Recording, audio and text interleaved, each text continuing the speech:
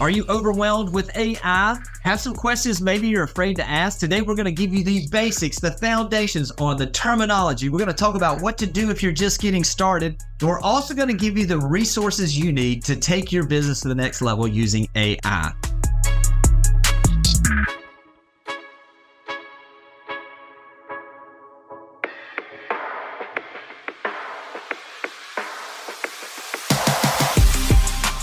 Welcome to Real Estate AI Flash, the podcast dedicated to real estate professionals to demystify AI and give you practical strategies that you can apply to your business today.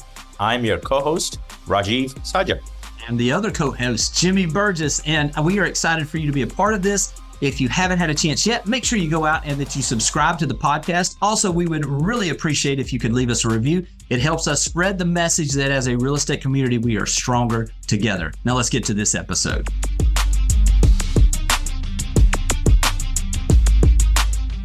So Jimmy, this episode is, I think, a reflection of where we are, and the speed of technology is going way fast for literally even for us and definitely for the agents we talk to. So we decided to take a step back and say, every great thing begins with something small. How do you get started? So we want to kind of underwhelm the agents today. Don't be overwhelmed. Don't get fire hosed with anything. Let's kind of define some things for them and give them a good place to start, so that they can have their own, I call it, aha moment with AI, like we've had.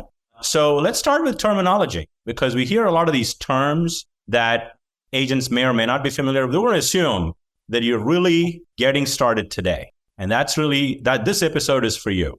Yeah, and let me say this. I will say a lot of this, as we've gone back and talked about these things, even as much as I do, some of the conversations that you and I have, there are times where I'm like, wow, I didn't even know that. And so I think even if you're somebody that feels like you've done some things with AI, this is a great way for you. You may see some things and hear some things you haven't thought about. And also it's a great reminder of getting back to the foundation, because ultimately what this product and what this service and what this technology and this basically this intelligence is doing is it is continuously getting better. So some of the things that we're going to be talking about now as foundations, as basics, even if you've been using this, it's changed maybe since we're getting started. So I'm really think this is going to be something that people are going to want to go back and listen to again and again to help them get that foundation.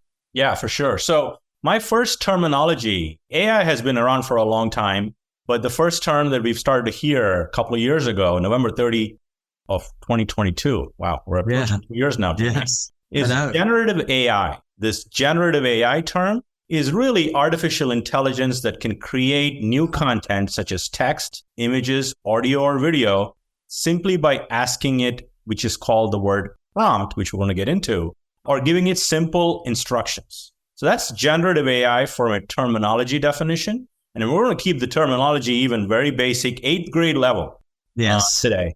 Yeah. That's my terminology number one. My number two is what you've already said is prompt, because I think a lot of people aren't sure what that is, but basically it's just asking the questions. It's prompting the intelligence to give you an answer. So you want to think of it from that standpoint is if I'm talking to a Rajeev and I'm just expecting Rajeev to get me to answer a question of mine, I first have to ask the question, or I first have to let him know what I'm wanting to get back. And so think of it as you're just prompting the intelligence to do the work, so to speak, or have the information it needs to then provide you with the answer you're looking for. And my next one is building right off of you is prompt engineering. And if you think about, and anytime you hear the word engineering, they feel like, oh, that's a technical term. And you're right, it was a technical term till this whole AI revolution has come up. And prompt engineering now is very simply the skill of crafting effective prompts. So to get the best responses from ChatGPT and models like that. And now people are getting paid to be effective communicators. People that can communicate well and create better prompts are going to get better results. It's like if Jimmy and I have the same iPhone, Jimmy may do better videos than me from the same phone because he knows how to use it. And that's where prompting comes in. So as you get more into it, you get better output from it. So prompt engineering is not a technical term. Yes. And also I would say, if you're basically wondering, you hear the term Chat GPT, sometimes what you have is you have a lot of different types of artificial intelligence models that are out there. It is the foundational one that really kind of kicked everything off. It continues to show options that It's moving very quickly, but there are other options out there like we've talked about in the past. But what I would just encourage you, think of it this way.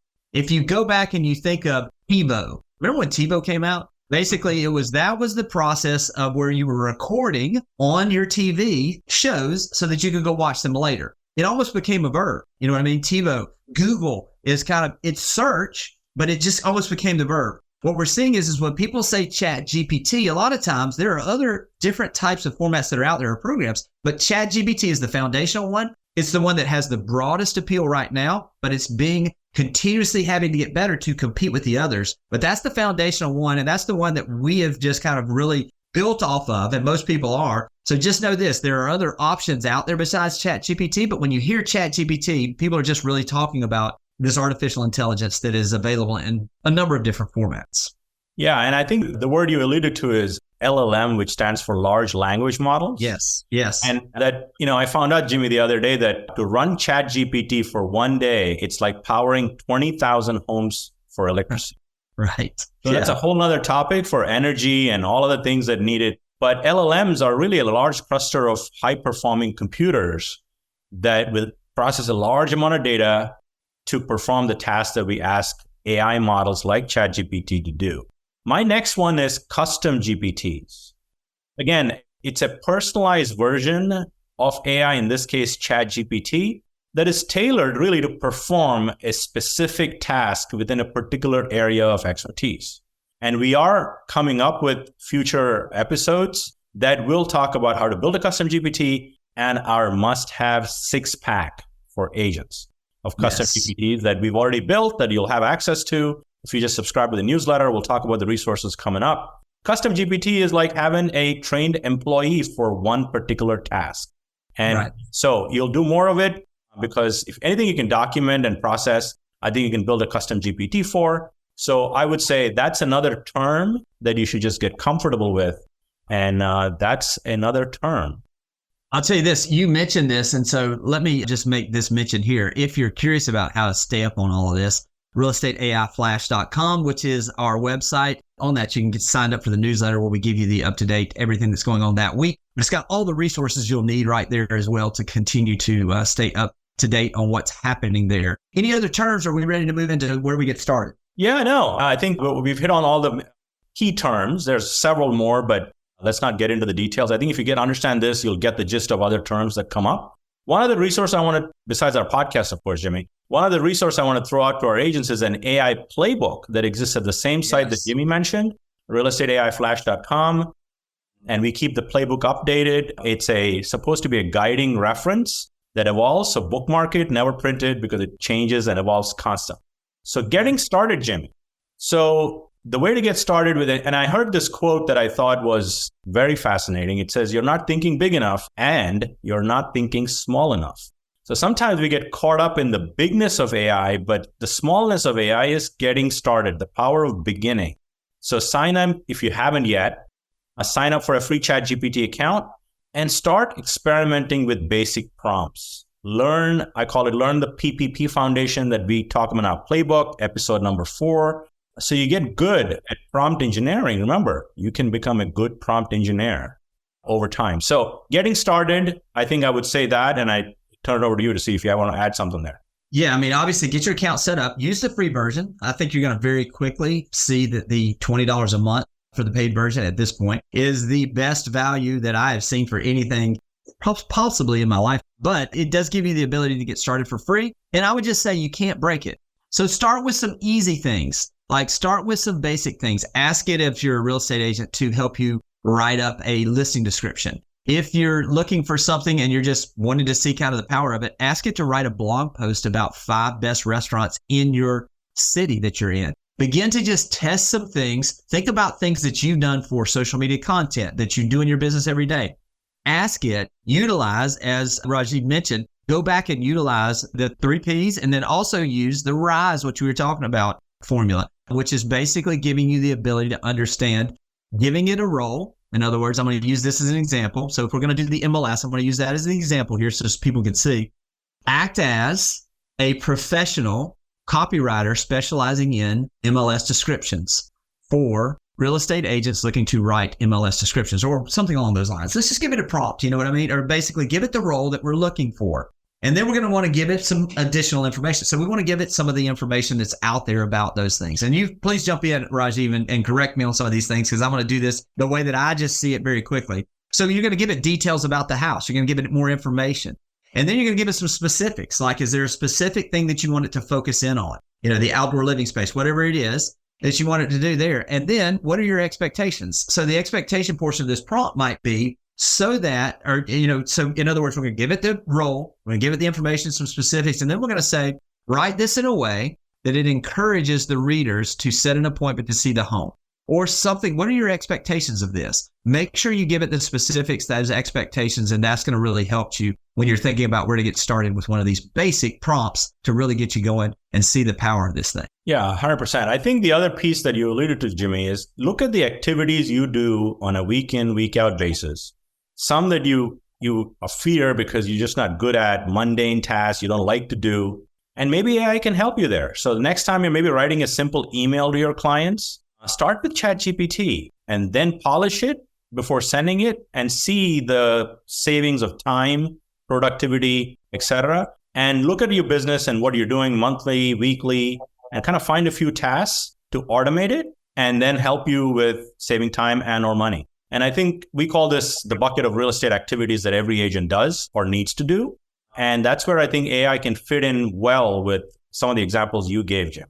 Hey, and I will say, Rajeev, one of the things that I really, when I first started also that was super helpful is that I would ask the question and then the answer would come back and I'd be like, yeah, it's not quite what I was looking for. And then I would just move on.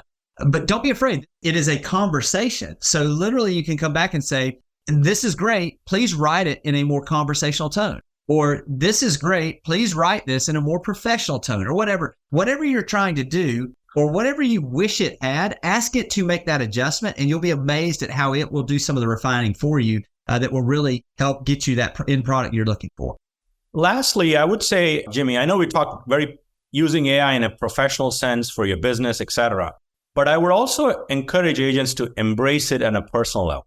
And I'll give you two examples recently that I went through that we went to Costa Rica not too long ago with two other families, Jim. So we were like a group of 13. So I basically use Perplexity for this. You could use ChatGPT also. Perplexity sort of gives you references, etc. So I gave it all of the details, like we're a family of 13. We're going there for 5 days and all of the dietary restrictions, everything. And it gave me exactly what I should be doing in those 5 days based on the input I gave.